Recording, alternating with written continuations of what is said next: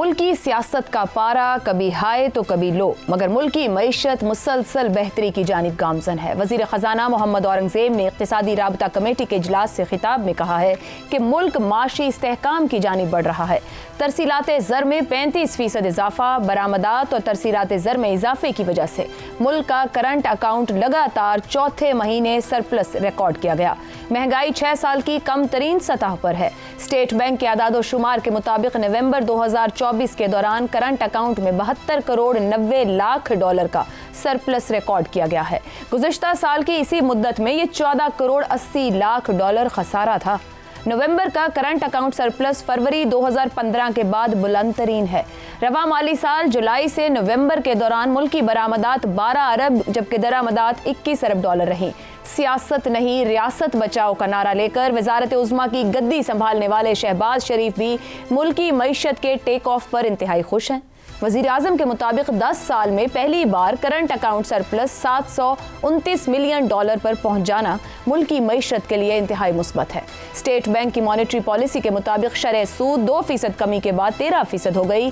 जून 2024 के बाद मुसलसल 5 इजलासों में शरह सूद में मजमूई तौर पर 9% कमी आई।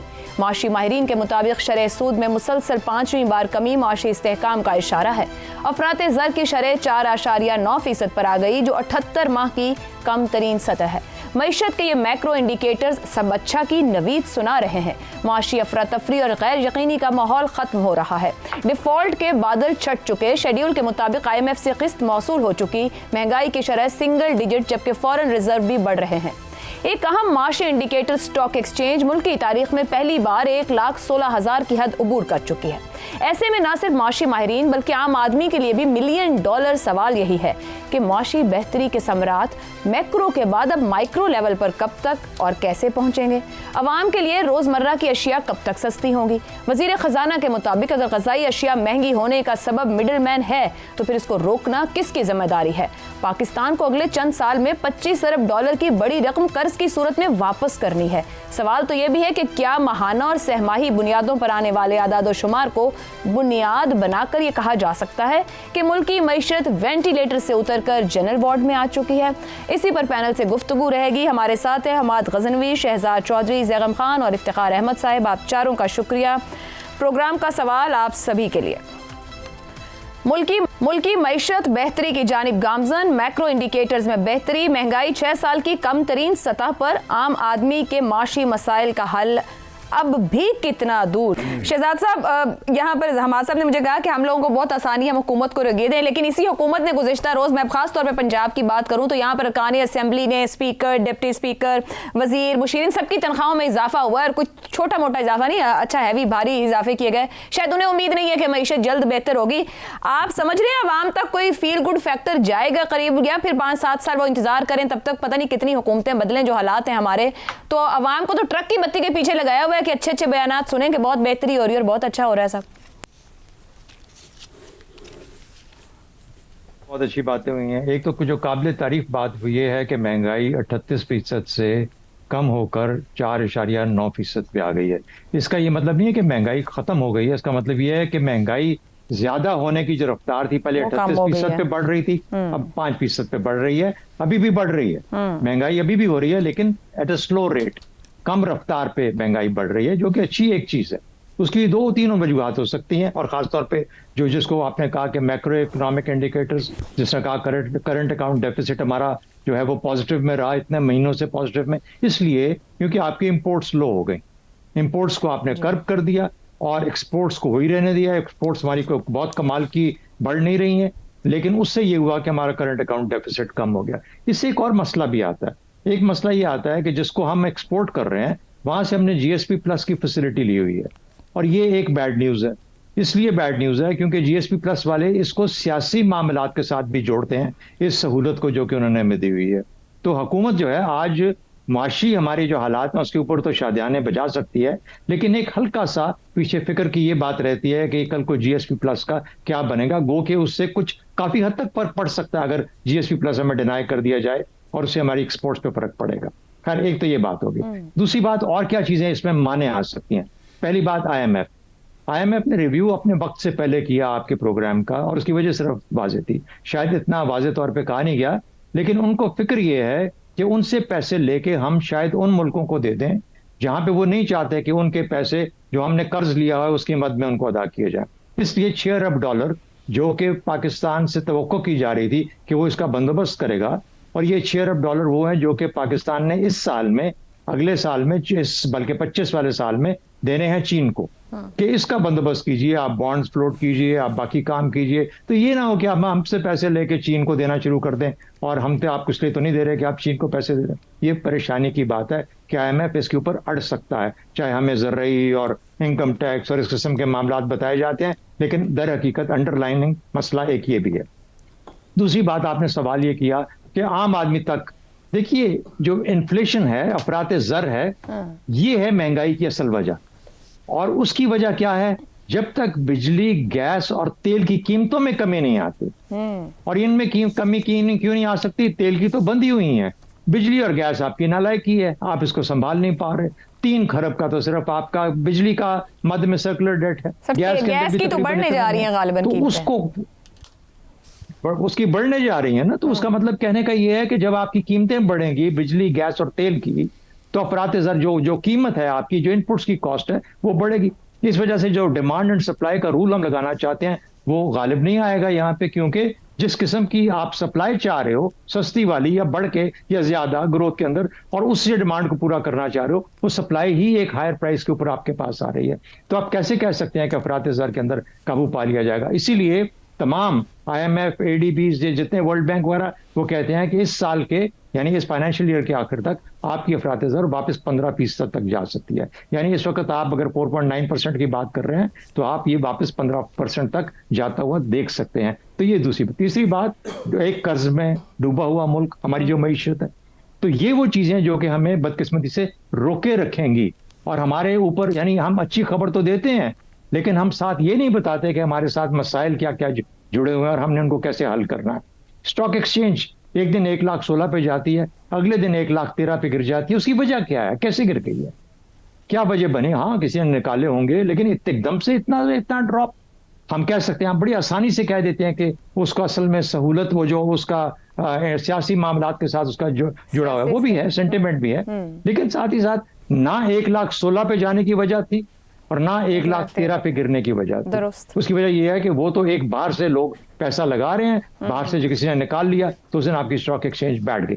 तो ये इतना फिकल मनी है, इतना टेम्परेरी मनी है कि उसकी बुनियाद पे आप ये नहीं कह सकते कि स्टॉक एक्सचेंज वहां चली गई। तो इसलिए अभी भी बहुत सारी खाइयां हैं जिनको हमने पार करना है, बहुत सारे मसाइल हैं, इसलिए शादियाने बजाने के साथ साथ वो भी जरूर करें। अच्छी बात है, आपने अच्छा काम किया, लेकिन बहुत सारे बड़े मसले खड़े हैं जिनसे हम सर पे नजर, और वो भी सर पे नजर नहीं कर सकते। और हमारा काम तो यही है कि सच बयान किया जाए, ताकि काफी हद तक जो इतना हम बता सकते हैं हम बता दें लोगों को कि अभी मुश्किलात आ सकती हैं। दुरुस्त हो गया। मुतमईन हो के इम्प्रूवमेंट है, इफ्तिखार साहब ये कहा जा रहा है, लेकिन ये महंगाई में कमी नहीं बल्कि महंगाई बढ़ने की शरह में कमी है। मगर अवाम को तो तभी फर्क पड़ेगा जब उनकी जेब पर जो बोझ है वो कदरे कम हो। आपको लगता है कि अगर ये बेहतरी की तरफ सफर है, ये मईशत अच्छे रास्ते के ऊपर चल निकली है, तो आने वाले कितने अरसे में अवाम के घर का रुख भी ये बेहतरी और ये अच्छी मईशत कर लेगी? मेरा ख्याल है कई साल लगेंगे। और शहजाद साहब ने जिन ख़तरात का इजहार किया है और जैगम साहब ने जो एक बहुत तारीख पिक्चर पेश की है, इन दोनों को अगर इकट्ठा कर लें तो मुझे तो 5-6 साल तक कोई बेहतरी नज़र नहीं आती कि मेरी जो दालें हैं वो कितनी सस्ती हो सकती हैं, या मेरे घर में जो मुर्गी आती है उसका कीमत कब होगी। अच्छा इफ्तिखार साहब, कतई कलामी की माजरत, इसको करेक्ट कर लें कि दाल और मुर्गी की कीमत का मसला महंगाई के साथ नहीं जुड़ा, वो मिडल मैन का मामला है, यानी कि प्राइस कंट्रोल जो है ना उस जगह पर वो मामला है, यानी वजीर खजाना ने अगर आप मुझे बात करने देना मुनासिब समझें, मैंने इतनी आलमाना गुफ्तगू सुनी है, तो मेरे एक आम आदमी की गुफ्तगू को भी आप बर्दाश्त करें। जी प्लीज कीजिए। ये जो मिडिल मैन वाला मसला है, ये गवर्नेंस का इशू है। तो गवर्नेंस अगर नहीं है, इसका मतलब है हमारे दोस्तों का जो तजिया है वो ये साफ जाहिर कर रहा है कि गवर्नेंस नाम की कोई चीज़ नहीं है। जो कुछ है ये दिखावा है, ये जो कुछ है ये लोगों को जाली किस्म की उनके चेहरों पे लाल सुर्खी दिखाने वाली बातें, यही वो कह रहे हैं ना जी। तो फिर बात कहाँ पे आई? बात यहाँ पे आई कि हुकूमत नाम की कोई चीज़ नहीं है जो मुझ गरीब की मदद करे। अपनी मदद कर रही है हुकूमत तनख्वाहों में इजाफा करके। वो आपने उसका इजहार किया, लेकिन वो कोई इतनी बड़ी बात नहीं है। जितनी तनख्वाहें आपने बढ़ाई हैं, एक क्लर्क करप्शन में रात को इतनी दिहाड़ी लगा के घर चला जाता है। सवाल तो ये पैदा होता है कि हम जो निज़ाम तबाह कर चुके हैं, इस निज़ाम पर काबू कौन डालेगा? ये जो तकरीर फरमा रहे थे औरंगज़ेब साहब, क्या ये मुझे बताना पसंद करेंगे कि ये करप्ट लोगों से और वो लोग जो अशराफिया में दाखिल हो चुके हैं उनसे पैसा कैसे निकलवा सकते हैं जो हलाल का नहीं है, जिस पे वो टैक्स अदा नहीं करते, जिस पे वो टैक्स अदा नहीं करते। और हमारी शादियों में जब डांस होता है तो वहाँ पे हम देखते हैं कि डॉलर्स की गड्डियाँ खोल खोल के फेंकी जाती हैं। वो डॉलर्स की गड्डियाँ फेंकने वालों की तस्वीर भी मौजूद हैं। और मुझे ये बताया जाता है कि नादरा में कोई ऐसा इंतज़ाम भी है कि फेशियल असेसमेंट की जा सकती है चेहरा किसका है, और उस चेहरे के ज़रिए मेरे आईडी कार्ड के तक भी पहुंचा जा सकता है। और मेरे आईडी कार्ड तक पहुंचने के बाद मुझसे ये पूछा जा सकता है कि मिस्टर इफ्तिखार अहमद, उस रात जो आप पैसे फेंक रहे थे, तो आपका तो जो last year income tax return आपने जमा कराया है उसमें तो अपने आप को बहुत ही आपने गरीब किस्म का जाहिर किया है। तो ज़रा तशरीफ़ लाइए, ये पैसा आपके पास कहाँ से आया? जब तक हम हकीकी मानों में इस पे नहीं गौर करेंगे, इस पे अमल नहीं करेंगे, ये खेल चलती रहेगी और इसको नहीं आप रोक पाएंगे। शुगर मिलों के मालकान चीनी का रेट कम नहीं कर रहे। गंदम का जो बहरान हुआ आपने और मैंने नहीं किया, जब जानते हुए कि हमारे मुल्क में गंदम मौजूद है, तब इतना बड़ा जो जुआ खेला गया, किसको सजा हुई?